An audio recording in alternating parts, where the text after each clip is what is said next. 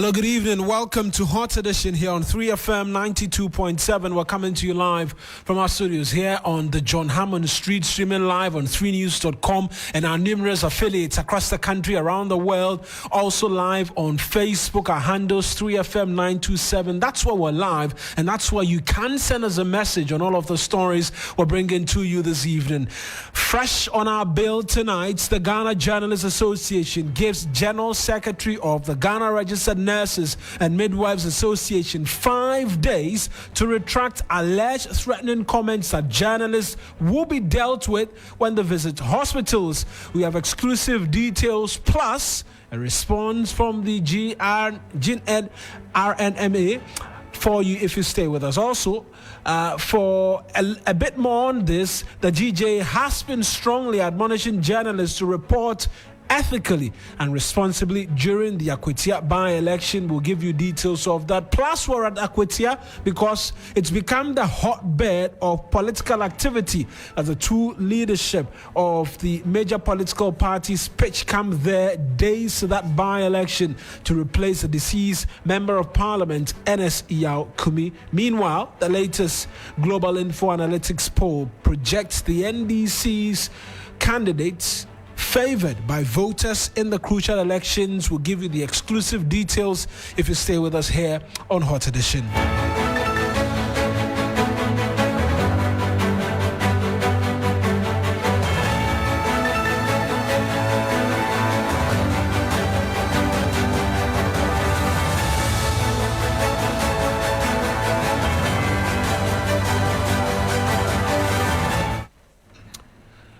And you're welcome to the bulletin. I am Mawuena Egbeta. We're getting straight into our very first story for you this evening, starting in Akwatia, because it's become a hotbed of all of Ghana's politics this evening as leadership of the two major political parties pitch camp there 4 days to that by-election to replace deceased MP Ernest Yaw Kumi. Former President Nana Addo Dankwa Akufo-Addo is expected to join the national leadership of the opposition NPP in holding a 1-week commemoration for the late MP, a move described by political watchers as a master stroke. The NDC, on the other hand, has been crisscrossing the township, with Chief of Staff Julius Deborah already having visited, and now National Chairman Johnson Esiedun Ketia leading the campaign to snatch the seat.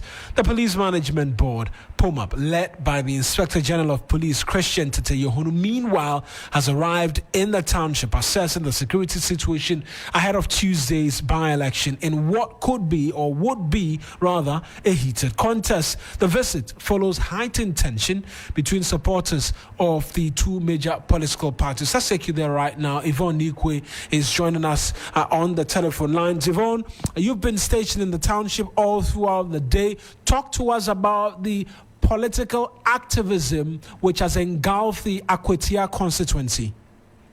Well, Mawuena, each day, I must say each hour, the political activism gets heated, I should say gets better for all of those who are in the stakeholders group of the political parties, NPP, NDC, because they have earmarked activities they are engaging. On one side, as the NPP is preparing by engaging in the final funeral rites of the deceased MP, amidst that doing its own lobbying of electorate as well. The opposition, the NDC, on the other hand, led by the national chairman, Esiedun Ketia, is also in the hinterlands as well, ensuring that they're lobbying the electorate as well across the area from Wentin, Takra, Apinaman. We're seeing all of the vehicles move in and out. Just a while ago, the police briefed the media on its preparation. It was led by COP Vance Baba Gariba, the Director General of Operations. Essentially, he says that, and as much as it's received concerns about the numbers have been strategically being placed in the Akwatia constituency, because if you look at the 119 electoral areas that we're dealing with, MP, their envisage of issues that might happen, they would have to ensure that the numbers are huge and then resort to CCTVs and drones as well to ensure that as incidents happen, per the second, they are monitoring and reacting as quickly and effectively as possible. And for all of this that we've been seeing play out, how are the residents taking it all in? It's a mixed feeling for the residents in this constituency. For many of them, well, they know that, yes, they must be part and parcel of the processes for the by-election. The others do look a bit worried about the presence of the police, but that's the assurance of the police that as much as their numbers are huge, yes, their defense is that they do not want to be surprised at as well. And so for the residents, they are well prepared to cast their votes. Like we said, in as much as I'm seeing lots of researchers, the DJ will tell us exactly where the vote is likely to be. This is a swing constituency, as I've been saying early on, back-to-back 2012, we're seeing each of the opposing sides pick their seats. This is a decider because all of the parties are fresh candidates on both sides who are going to contest. And so it would take a lot from the people of this constituency to make that choice. If the choice is going to be on development or even on the persona of the candidates who are standing up to be elected for the constituency. All of these are part of the issues the people of this constituency will be looking at beyond the external politics that, of course, they are also looking at because they are part of the country as well. They do have their internal politics as well that they are also observing to make those choices. But you've been interacting with them. We've seen the latest poll as well come from Musa Dankwa. What is top on the agenda for the residents who you've been speaking to that will push them in a particular direction when they decide to cast their ballots come Tuesday? Well, this community is a mix-up of a lot of things. The constituency itself, you could call it cosmopolitan. You don't have simply solely people of, as it were, one-sided because of the mining that has been happening here for a long time. So you cannot say traditionally it would be a certain side if you want to go through the ethnic lens. And so that is a no-go area. When it comes to development, back-to-back, all of the regimes have not been able to put up well policy for the GCD in this community. And so none of the political parties can make claim to that for them to vote for them. All the conversation has been on what they intend to do or what they are likely to do. The NPP candidate is a miner. The NDC candidate is a lawyer. As to which of them are likely to put forward their issues when it comes to development as one of the things they'll be looking out for. We do know that when it comes to which of the electoral areas who are the deciders, we can talk of the Akwatia community itself or talk about Boidia, Wenchi, Takrat. Those four communities are communities who will be watching us because those polls from those areas could be the decider for whoever wins. The NDC candidate is coming from Wenchi, where the MPP candidate passed out. I'm talking of Eric Yaw Kumi. So that's one of the things. The new MPP candidate is coming from the Boidia constituency. So it may be a tie or something when it comes to those constituencies. But really, beyond developmental issues of roads, of schools, of GCD not being effective to ensure that the resources in this community, which is the natural resources of diamond and gold, are properly mined and people in this area do benefit, really, those issues having slid down because they have not benefited for whoever has been in power over the several years that diamond has been in this community. And Yvonne, most certainly we will be getting a bit more from you on this. But just finally on that police address from earlier, you mentioned who addressed it. What is the police's own version of their preparedness for the election and as well the Electoral Commission? Because we know the Electoral Commission yesterday met the political party leadership as well. Well, from the police side, COP Dr. Vance Gariba, the Director General of the Ghana Police Service, did a briefing today. From his own words, he says that they are assuring the electorate and whoever is participating in this particular election of their safety. Reasons why they have played their numbers to their chest, that beyond the 5,000, there are several state-of-the-art technology they are adding up to ensure that the peace of this constituency is kept even after whoever is declared the winner is. We do know that some residents have had mixed feelings of the numbers of the vehicles and then the personnel in.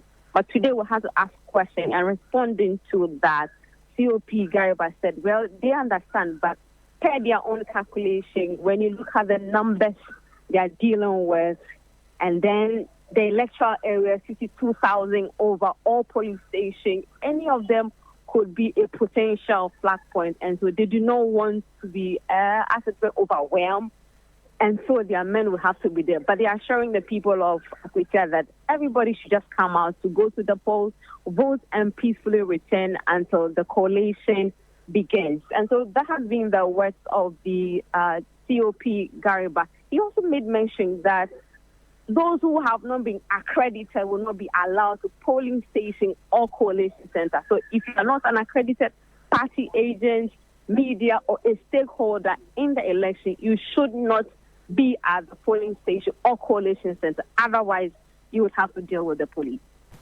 Right then, thank you very much, Yvonne. I appreciate the report and its detailed nature that you've been providing to us. And I'm sure we'll meet at Akwatia soon enough so that I'll get the debrief as well of what to look out for ahead of that by-election. Very well, Eric. That's Yvonne Ikwe, my colleague in the Akwatia Township for us right now. But we know as well that that seat has become vacant. There's a latest poll which is putting the NDC's Bernard Bediako in that hotly contested Akwatia by-election as a potential winner. The survey conducted between the 27th and then the 28th with over 2,000 sampled voters puts Bediako ahead of his closest challenger Solomon Semedu of the ruling NPP by 43 to 47, and we know that that seat has become vacant. Let's hear from Musa Dankwa, who's the Executive Director of Global Info Analytics, as he spoke to my colleague Beatrice Edru earlier on the Midday News. I think MPP is in disarray in Akwatia. They're divided, and the messaging is not penetrating through what people want to hear. As you mentioned rightly, about 67% of the respondents economy and developmental projects. That's a huge number that would sway them based on who they think can provide that solution. But more importantly, 24% of people who voted for Ernest Kumi in 2024 have switched their vote to NDC candidates. 24%. Why? We don't know why. It's a poll. We must go and find out why. But the evidence is there. Again, if you look at the first poll we did, Esmedu was 77% support in Wenchi, and NDC was 23%. Today, MPP has fallen from 77% in Wenchi, where the Puna will be held, to 49%. That is where the problem. So what's going on in MPP in Wenchi, I can't tell. You can't tell. The data tells a story. But I'm glad you talk about the phenol bit. Do you think that it would have a way of influencing vote? Although your survey, which ended on 28th, suggested that sympathy vote represent just about 4%. Do you think the phenol would have a way of increasing that? It will not. It will not. People have moved away from emotional politics to real politics. Development and economic issues. And I just wanted to get more, before you go, more in terms of what you got from your interaction with constituents beyond what you've just told us now, what they say would influence their vote moving forward. Look, what we've heard in the field suggests that they don't believe the MPP candidate can bring the development that they need. Akwatia has very bad roads, and the people need the roads to be fixed. Voting for opposition candidates will not help do that. That's Musa Dankwa, is Executive Director of Global Info Analysis. Let's bring in Professor Smart Sapon. He's a political analyst and get a bit more from him on what he as well, looking into the glass, he's seeing in terms of how things are expected to play out in the Akwatia by-election. Prof, I appreciate you speaking to us as always. Good evening. Trust that you're well. All is well, Eric. Fantastic. And we've pretty much got just the only poll ahead of this by-election. From where you sit and the analysis and the heat of the campaign happening, could this be a reflection of what plays out on Tuesday when citizens or residents of Akwatia go out in their numbers to vote? Well, a very good evening to your good self and to our cherished listeners. I think it's a tight race, as we all know, and Akwatia in history has been tight. In fact, the highest the NDC has done was 57% somewhere in 2008, and the highest the MPP has done is 60.6 in 2016 by the famous Monsieur Dijemfi aka Amase. And when you take these two outliers away, the rest has hovered around 52, 50, then the 1 trillion will do 49, 47, thereabout. So it's actually a tight constituency on a normal day. When it gets to the special case of by-elections, usually the dynamics are not the same as on the general elections where we do not know who is going to be the president.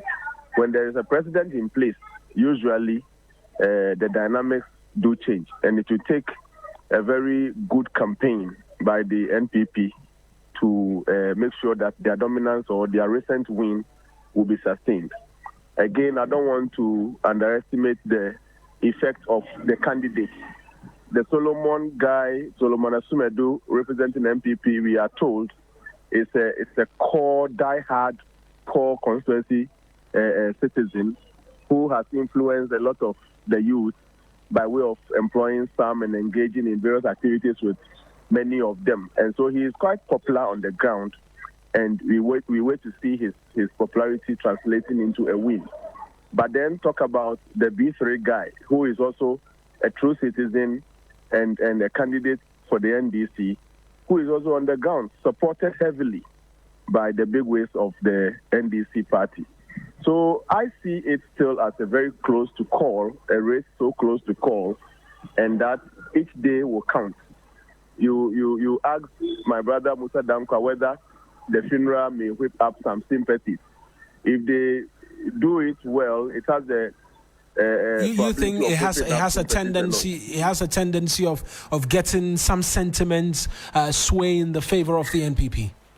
No, in fact, every vote counts, even if it's able to sway at least one or two and not to the magnitude they are expecting, it would still make some difference. So we wait to see how the days unfold, but every day counts, every minute counts. Maximize your campaign, engage the people, make sure all your base come out to vote. It's one important aspect of the work they have done. If at the end of the day the people you spoke to did not come out to vote, it would nullify all the efforts you have done. So all these activities should be done more as the day approaches. We've seen in terms of what we have done by ourselves in the reportage and all of that, matters of development dominating the conversation because Akwatia is a mining township. We've seen diamonds in billions of folds extracted and gold as well, but the people feel they haven't received their fair share of development in terms of roads and infrastructure, and that looks like it will be a dominant subject, a theme that could play out in this conversation. Where do you think the pendulum swings to if citizens are voting by just development alone on Tuesday? Oh, by development, then obviously it will swing towards the NDC because, the executive power is in the NDC's hands, and they can cause the happenings or the expectations to become reality. But I think we have observed many of such instances where the people were promised a lot of things, but when the elections were over, they saw nothing. In fact, the people of Akwatia, like you rightly said, have been disappointed, left behind the developmental agenda or distribution of the national cake for quite a long time. And I mean, if these promises being given to them will materialize, it will be good news for the people. But it will not be the first time we see politicians promising us and not fulfilling. That is not to say they will not do it. But I mean, but do you see do you see the subject of development dominating this election? In fact, Eric, it is the most winnable campaign message in a by-election, because that one, your president is on the seat. So I would have been surprised if there was any other campaign message other than development. In by-elections, if you have observed, the most winnable campaign message is development. And in some instances, we are here in this country, we've seen overnight development activities going on in constituencies just to demonstrate that we have the energy and the power to develop your place for you. We have seen some overnight, you sleep and you wake up. My place in Amenfi West, I think, when Honorable Jetia was the president, about the MP, about some 18, 20 years ago. We slept at night and we woke up to see roads, President Kufuor's time, roads having been constructed, just to prove to the people that, development comes from us, and that if you vote for us, we are the ones able to champion. So development, there, I can assure you, it will be the central of all the campaigns, and by far the winnable campaign message that any of the two parties can use. And it favors the NDC, frankly. Right. We still have a long way to go. And on the midday news, when I was having a conversation with Mr. Dankwa by myself, I asked that question that 4 more days to go, a day to an election is a good enough time to convince somebody to vote for you. Right. What should the two parties be doing in this home run stretch to ensure that they get over the line? Because this is a close contest. Yeah, there is a campaign chart that starts from a year to election day, a month to election day, a week to election day, a day to election day. I'm sure the politicians should have the chart. If not, we will share with you so that you can display, so that politicians will go by some of these things. Prof, I'll be looking forward to the chat personally. I'm sending you the reminder right now. Say it again. I'm sending the reminder via WhatsApp right now. So thank you. I'll do that for you, Eric. So what should be done 4 days to election is that now you are closing in on all your ranks. So you go to a community, you identify it's categorized into 3. Those that are your core count on, people who are going to vote for you, sure ones. Then we have those that you are sure won't vote for you. Then you have those in the middle that you still think that some work needs to be worked on them. Close in on your potential voters, those that you are very sure are going to vote for you. In fact, before you go in for a cut, try to go and convince somebody who you know won't vote for you. Make sure you have safeguarded and protected the people who you know are going to vote for you, and ensure that they go out to vote. 3 days to election, 4 days to election. The work politicians must do is to secure the sure voters and then do some trial or engagement with the 50-50 floating people, those who you are not certain of.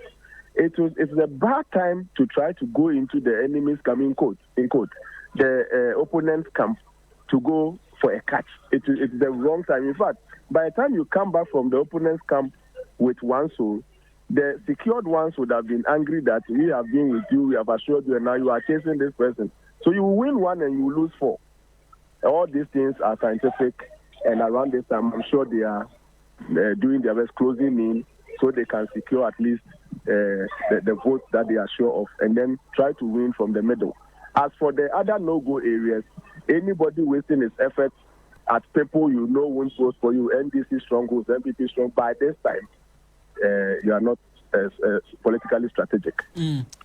Prof, I've sent that message, but we'll leave the conversation here. I'm sure we'll talk a lot more in the lead up to the voting day, and then we'll bring the best perspective to listeners.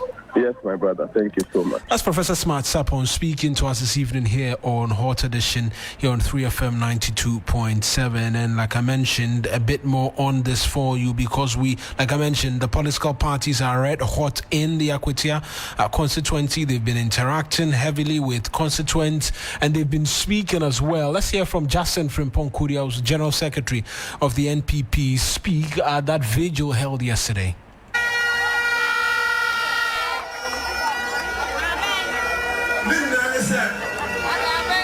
Solomon, no share mine in Swa. And that Sago board on Yaba. Man is Moya Juma, who knows the Copa. Now, Bano, I did not 13,000. What is Papa for? Yet, Buana Solomon, and the Copias of Pumbia, 7 minus Momaton, or for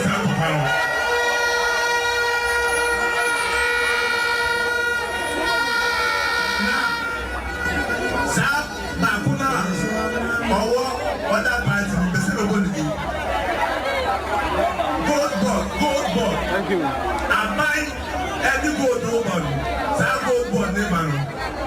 Openia, lawyer near or truck car, that gold board name, Savoy and Wakaudi. And then the man is more black. Savoy and Opeso or Kaudi and a gold board, no, Abaya. Sandy Poe, yes, my dear. Sandy Poe, yes, my dear. That's Justin Frimpong Kuria as the General Secretary of the NPP speaking there. Let's hear as well from the chairman of the NDC, Johnson Asidun Kitia, who has been speaking as well in the Akwatia constituency.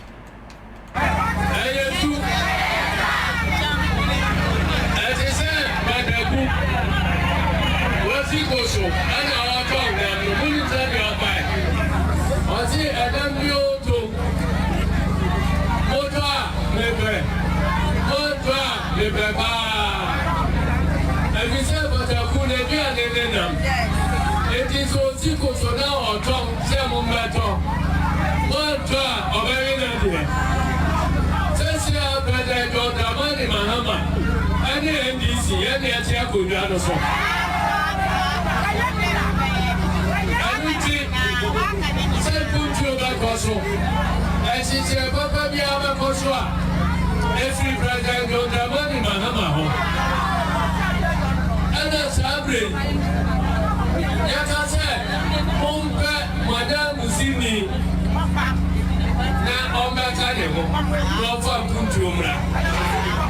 Obia, Watra, Akwatia, Tebia, Nuse. Samputu Baba Akwatia. I just had this. And Yabra, NDC, Atiako Yosu. And your MP, and your NDC. That's Johnson Asidun Kitia, as the General Secretary of the governing. He's the chairman, national chairman, I beg your pardon. He's been the General Secretary for quite a while, and that's why we call him Chairman General. If you're around the NDC, they call him Chairman General anytime. But you're live here on Hot Edition, and we're going for a very short break. When we return, no, we're not going to do that. We're going to go straight into our stories for you this evening here on Hot Edition, and onto our top story having to do with, amongst many other things, the Ghana Registered Nurses and Midwives Association's General Secretary, Dr. David Tinkranchum, who has been making some comments. And tonight, the Ghana Journalists Association has descended heavily on the General Secretary of the Ghana Registered Nurses and Midwives Association, Dr. David Tinkranchum, for some remarks he made during an interview on Accra-based NIT FM in June this year. In the video, which surfaced after the Ridge Hospital assault incident, Dr. Tinkranchum is heard to have said that some journalists have been marked and will be dealt with when they visit any hospital. This has enraged the Ghana Journalists Association, which has deemed his comment as gravely unfortunate and irresponsible, demanding that he immediately issues a public apology within 5 days or face both criminal and civil action. And we will get a bit more details right now from my colleague Christian Yalo, who's just returning from that news conference by the Ghana Journalists Association. Christian, you were in that presser. Talk to us about the concern and the visible anger on the faces of the GJA executives when these comments were made. Eric, we would recall that the Ghana Registered Nurses and Midwives Association had wanted to embark on a strike demanding better conditions of service, among many other things, which was scheduled for June this year. That strike was called off after a meeting with the Parliamentary Select Committee on Health, after which government made some promises to them that they were going to consider their demands, and also after that intensive negotiations that they had with government to demand for the implementation of their 2024 conditions of service agreement. And so after the call of or the suspension of that strike, Dr. Tinkran Chum is on record to have attended to an interview on an Accra-based radio station, during which interview he said that some journalists have branded the GRNMA as political and that their demands on government as of the time were not genuine because the things or the conditions of service they were requesting are things that were to be implemented by the previous government. And so for those journalists who had branded the GRNMA as political, he wants to tell them that GRNMA is not political, for which reason he said that those journalists would come to meet them in hospitals whenever they visit hospitals. So those remarks are what the GJA thinks are so irresponsible, are reckless, for which reason they are demanding that he apologizes within 5 days or face them in court. Christian, thankfully we've been joined by the president of the Ghana Journalists Association, Albert Kwamna Jumfo. Mr. Jumfo, I appreciate you joining us. I trust that you're well. Thank you so much, and good evening to your cherished listeners, and thanks for the call. Right. You say Dr. David Tinkran Chum must apologize within 5 days or he will face civil and criminal charges. In what capacity are you making or are you demanding this apology from him? Because one can easily say that when he spoke, he mentioned no names and there was no malice intended in what he said. An argument that can be put forth. Thank you. And do you believe that there was no malice intended? As a journalist, you've listened and watched the video. Would you say that there was no malice intended? Somebody who has categorically said that you've marked. The word, the emphasis is on marked. Mark them. So if you mark people, what do you mean? It means that you have targeted certain categories of persons who you think or who you feel does not reason with you.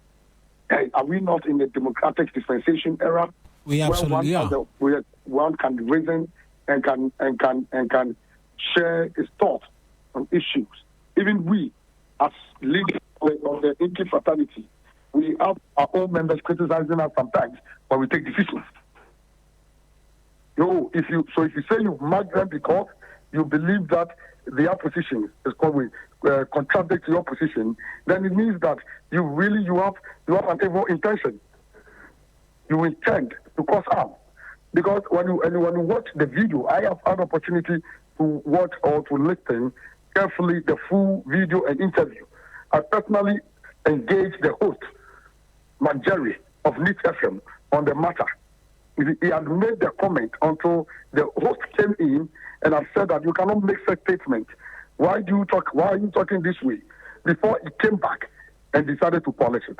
We are saying that whether it was polished or not, for you to even say you have marked people, you understand, it means that that word mark alone is a threat on its own, and we don't take it lightly. You don't take it kindly. You don't take it kindly at all. Yes. On the civil and criminal action, how do you intend to proceed with this? Because yes, you've categorized this as a threat. In what form are you going to seek to have this redress?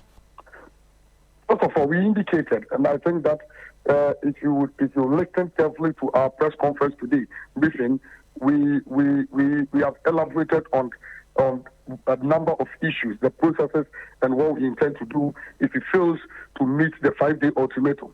Now, what we have also said was that under the civil action is very simple.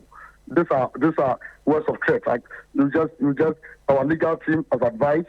We are just waiting and ready. What we are going to do is that as the leadership of the Inky fraternity and as the mother or parent body for all journalists in Ghana, we don't need any specific person. Once we make such deliberately a record statement against journalists, we have the locus, we have the capacity, we have the constitutional mandate to seek legal redress. And so the GJA itself, without any specific journalist or any member, will seek redress in the court of competent jurisdiction. And again, we had already, like I indicated at the presser, our petition is ready. Yesterday, I had a brief chat with the police head, and I said IGP, and we are going to send the petition to him for the police to also advise on the criminal aspect. And so it is not something we are taking it kindly. It is not something we are going to allow it slip. You know, we can't sit here for one association, a leader of one association, to use our own platform. He is saying that the hospitals, the public hospitals, are their offices. And do they own the platform, the media platforms too? If you are talking about your office, then we also own the media platforms. Right. And these are our offices. So you can't come and sit in our office and threaten us. This is not something we will take for granted. We are going to deal with him, and we have given him 5 days. We have said that either he do the needful within these 5 days, or he dares us. Right. And I just want to ask one more question in relation to this subject matter. Dr. David Tinkranchum is the General Secretary of the Registered Nurses and Midwives Association. Has the leadership in any way reached out to you, or you reaching out to them, because as a president of that association, for a conversation as to these threats which were issued by the General Secretary, and perhaps they say they will take some internal action against him? Oh, no, but I think, for me, we have indicated in our statement that the nurses, the Ghana Nurses and Midwifery Association should immediately come out and either disassociate themselves from those reckless comments and disown him, or we will deem it as being official comment or statement made on their behalf, and we will include them regardless. But on our side, we have engaged. My vice president has engaged him. My general secretary engaged him. And I know even after today's presser, he has reached out to my general secretary. And so we have engaged. But I think for us, it is not about engagement. It's about, our emphasis is on the threat on journalists, which we don't take for granted. We don't take yes. And when he reached out, was he remorseful over these comments he had made, or he was just seeking to engage and ask that you do this at a different forum in addressing this matter? I wouldn't want to speak for him. Unfortunately, I didn't talk to him directly, but I understand that he was clarifying and rather explaining his side of the story. What we don't, that is not what we need. We just wanted to establish the fact that we made such comments.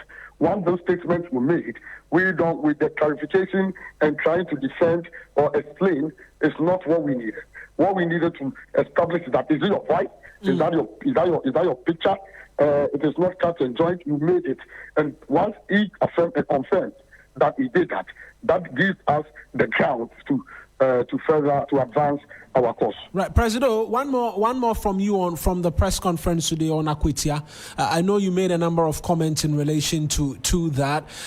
Top of it all, what would you be expecting of the security agencies, considering in the by-election, the rerun at Abilikuma North, we saw a number of journalists suffer some assaults to certain levels of degrees, and we're yet to see the full extent in terms of prosecutions and all of that? Of course, we had emphasized and stressed on the need to protect journalists in the discharge of our duty. We had also made call on the Ghana Police Service. In fact, if you recall, just a week ago, the leaders, the IGP and his program members had paid a courtesy call on the leadership of the GJA, assuring us, in fact, IGP had said, and I quote him, that he himself will protect journalists during Akwatia, and that if his member doesn't protect, he himself will ensure that journalists are protected. And so for us, we have said that, look, we have picked a lot of intelligence, we have picked a lot of, we know that, in fact, they've learned from Abekuma. We are duly informed that they've learned from Abekuma and that they have in fact devised a number of strategies to make sure to ensure a smooth and peaceful and orderliness during this process. But then we are saying that when journalists come under attack, if any journalist discharging its constitutional and legally mandated duty is attacked during during Akwatia By-elections, we are going to hold the leadership, the management, then the IGP responsible. We will hold the leadership of the Ghana Police Service responsible if any journalist is assaulted or attacked, the discharge of his or her duty at Akwatia. We are going to ensure that we hold the police responsible. Sure thing, Presido. We'll leave it here, and many thanks as always for speaking to us. Thank you too, and thank you, 3 News, for the good job you are doing. We want to assure you that you guys should keep on doing your work. We are there to protect your interests, and we'll do everything possible to ensure that, yes, journalists discharge its work or our work in a freer media environment, and not in a hostile environment. If you come with hostility, we will welcome you with hostility. And this is the message I want to send to all those perpetrators, the evil men and women who think they can just beat us, they can just assault us, inflict us with injuries and go scot-free. We will meet them with hostility when they approach us with hostility. Right then, that's Albert Kwabena Jumfor. He is the president of the Ghana Journalists Association. As always, as a journalist, it's lovely hearing such assurances coming from your president that you can proceed with the work that you're supposed to be doing, because the Ghana Journalists Association will work to ensure your safety. As always, thank you. Christian, let's round up because there was on the assault of journalists. You mentioned some other cases which we're looking forward to getting resolutions on. Just briefly. Yes, the key one is the recent assault of a Joy News journalist, Carlos, who was during a live report on the Spintex Road attacked. We know that the presidency, through the Minister for Government Communications, Phyllis Kwatiofosu, condemned the act. We know the military also initiated a probe into that incident. The GJA says the military is beginning to confirm their fears because they believe that the report from that investigative action is long overdue and has delayed. And so they're demanding that the report from that investigative process be made public and published as soon as possible. So that is basically the major highlight of the other cases of assault on journalists that the GJA wants action to be taken on right now. Christian, as always, thank you very much. Excellent work. Christian Yale, my colleague here at TV33 FM and 3 News, bringing us up to speed with the details of the press conference by the Ghana Journalists Association. In case you were wondering really what the comments of David Tinkranchum were, here's exactly what he had to say. Yeah, because they are all kind of passionate. Sunny, okay, one say Sunny, all kind of yes. Or before from Roberts, now be can netra aquafa deaf everyone say just that is the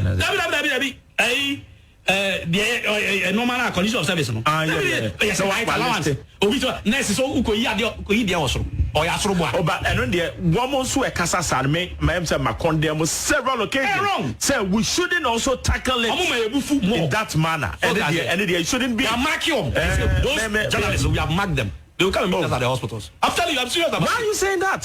I'm saying it because we need to prove to them. No. Listen, hold on.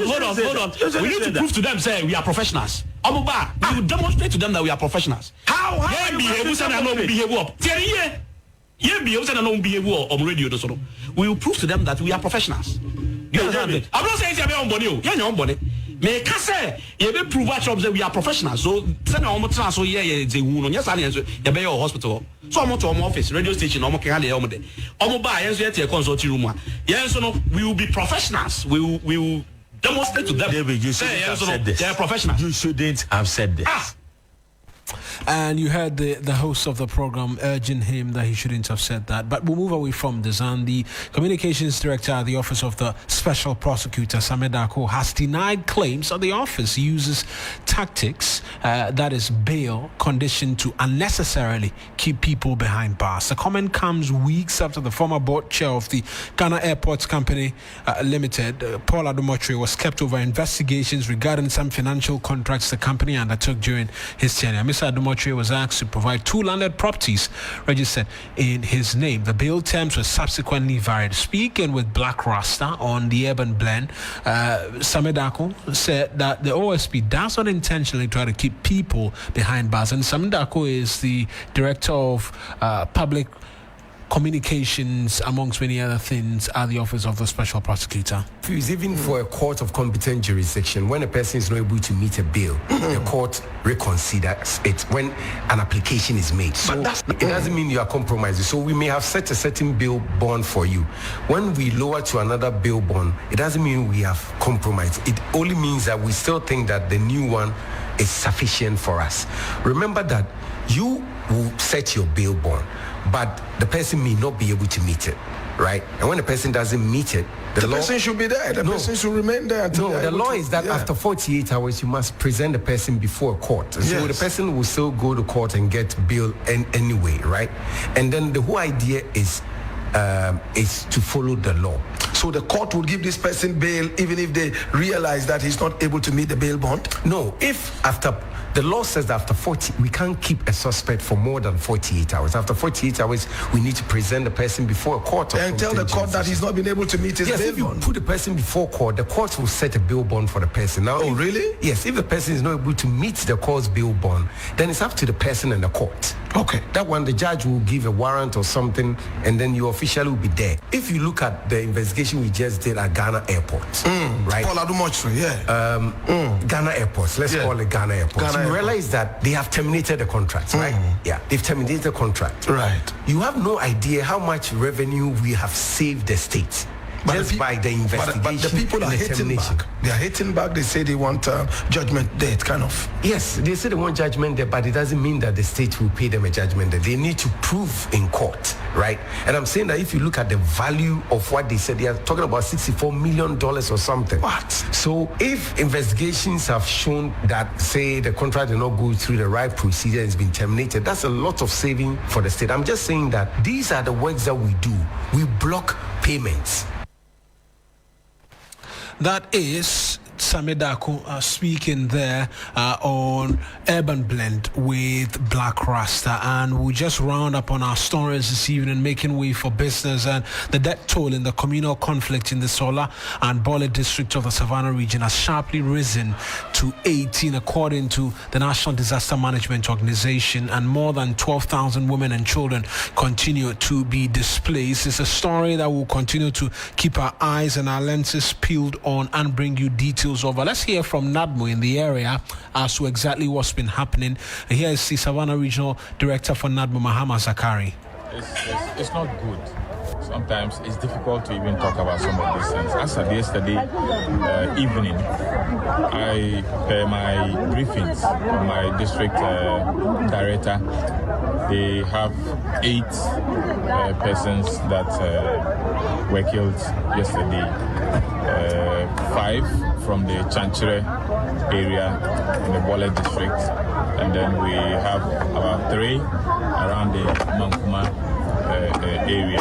So it's not good, but we have a lot of unconfirmed death situation, but officially I can confirm that we've had 8 yesterday, 5 from the Chanchere area and some 3 around the Mankuma area. So in total, how many deaths are we talking about? In total for now, officially, we are talking about 17, 18. That's the regional NADMO director, and we'll make way now for the very latest in the world of business. Bismarck Awusa is here to do that for us. Hello, guys. Ghana. It's a new year and Bills Microcredit is here to support your dreams.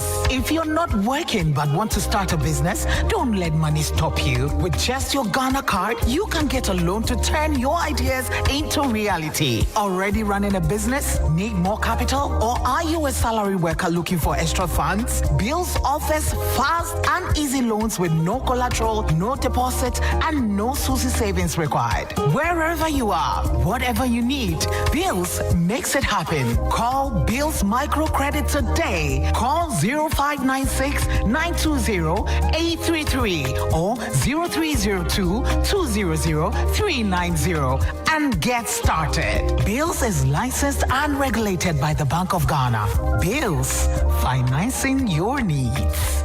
Terms and conditions apply.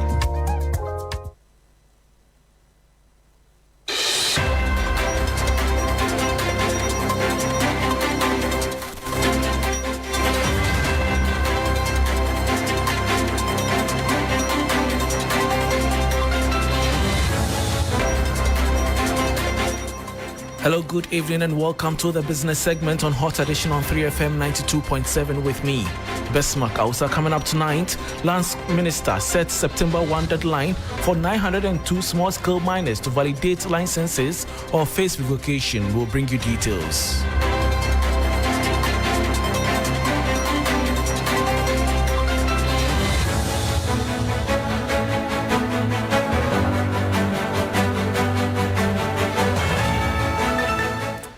Thanks for your company, and now to the details. The Minister for Lands and Natural Resources, Emmanuel Amakofibua, has warned that all small-scale mining license holders who fail to prove their legitimacy by 5 p.m. on 1st September 2025 will have their licenses permanently revoked. The directive from the minister follows a review of licenses conducted by a special committee tasked with auditing existing small-scale mining licenses. In the rigorous exercise, a total of 1,278 licenses were reviewed, out of which 316 were found to be clear of any irregularities.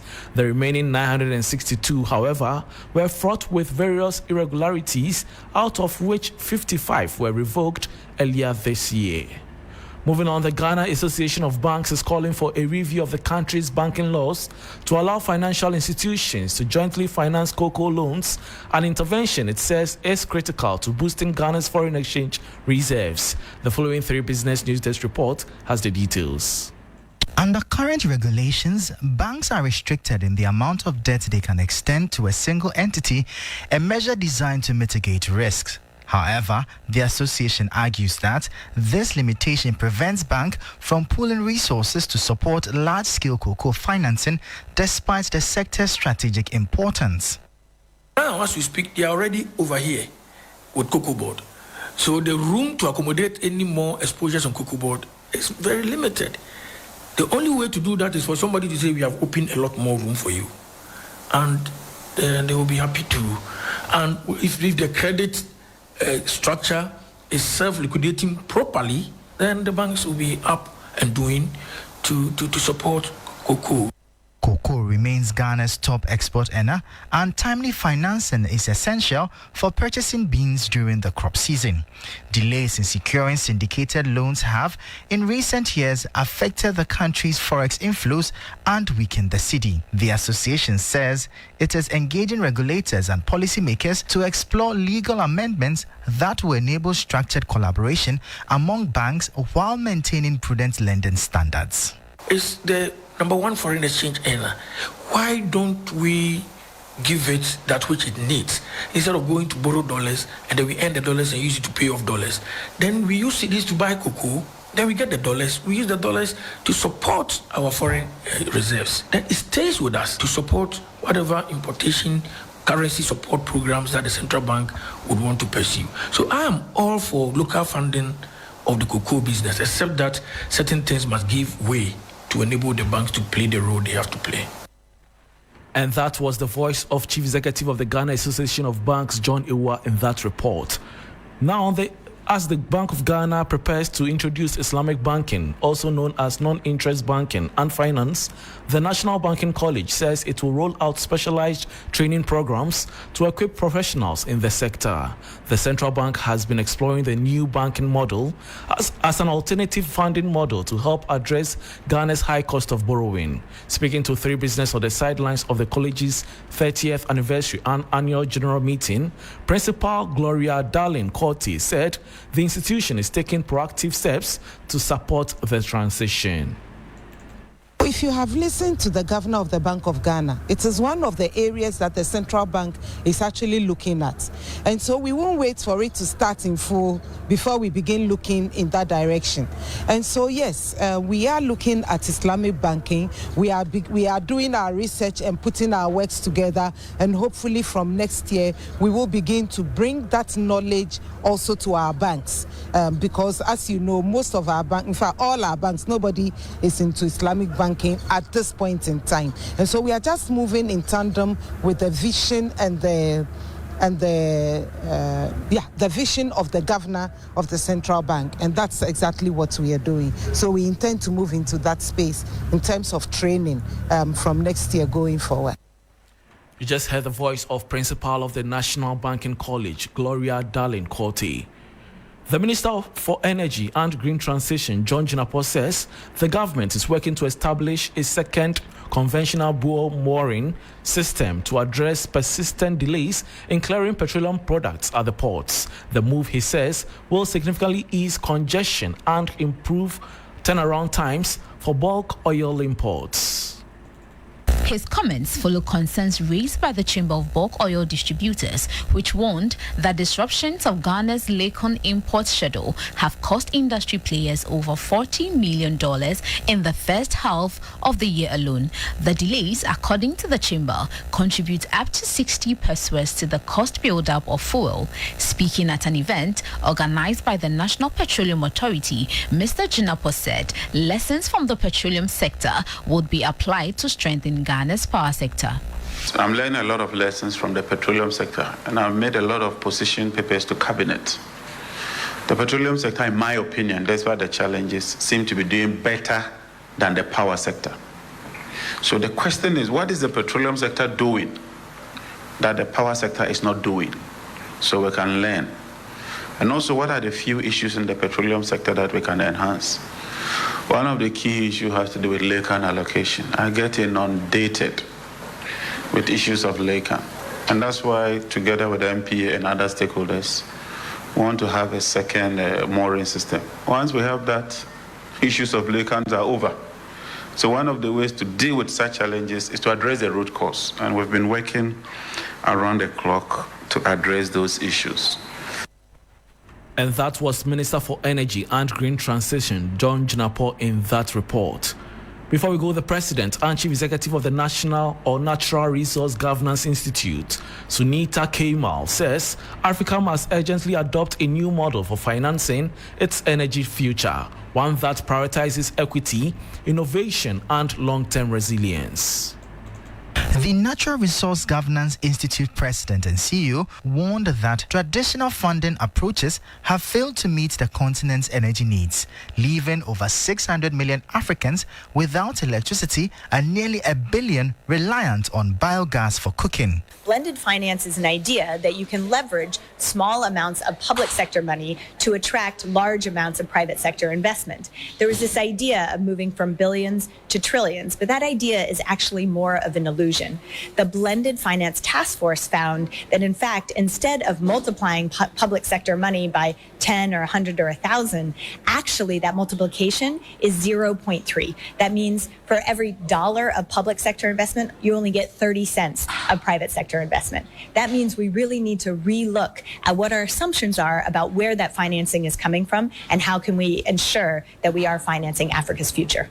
This year's conference, hosted by the Africa Center for Energy Policy, ACEP, is focused on financing Africa's energy future. It brings together policymakers, investors, and civil society leaders to explore new pathways for energy access and economic growth. Kamal also urged governments to strengthen regional integration and adopt transparent governance frameworks to attract sustainable capital. I think the private sector has concerns about what risks are entailed when investing in the African continent. And this is where also good governance at the center of Africans' economies can help to reassure and reaffirm to investors that Africans are serious about what they can contribute to the economy. So if we can have strong rules and regulation, if we can fight corruption in the private sector, corruption in the public sector, and also if we can ensure that there is transparency and accountability in the way the natural resources and these sectors are managed, then we can increase investor confidence